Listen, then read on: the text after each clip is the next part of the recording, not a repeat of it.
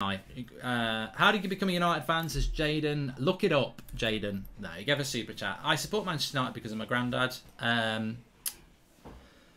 Late 80s was very different to now. Like, there was no Premier League, there was no Sky Sports. You used to get one game a week on a Sunday afternoon. You get a bit of highlights on Match of the Day, but it was very hard to consume football. And teletext used to exist, which was basically how anybody found anything out, which, you know, the youth today would cry.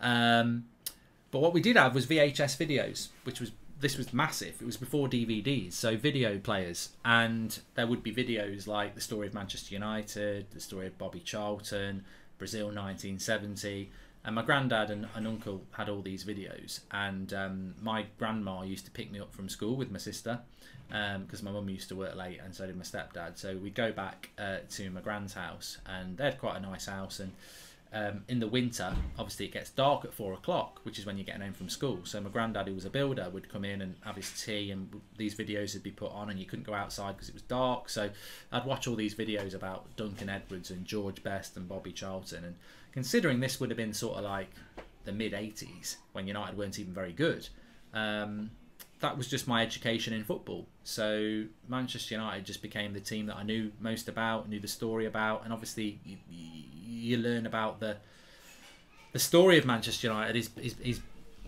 it's a tragic story, but it's the best story in football. And obviously what happened in Munich, the rebuild to '68, and so yeah, that's why United came for me. I mean, I knew who Duncan Edwards and George Best was before I knew who, you know, Bobby Robson was, who was the England manager, and people like that. So yeah, that was my education with Manchester United. Certainly wasn't a glory hunter, Jamie, because we weren't winning anything in the late 80s. So, you know, definitely wasn't a glory hunter.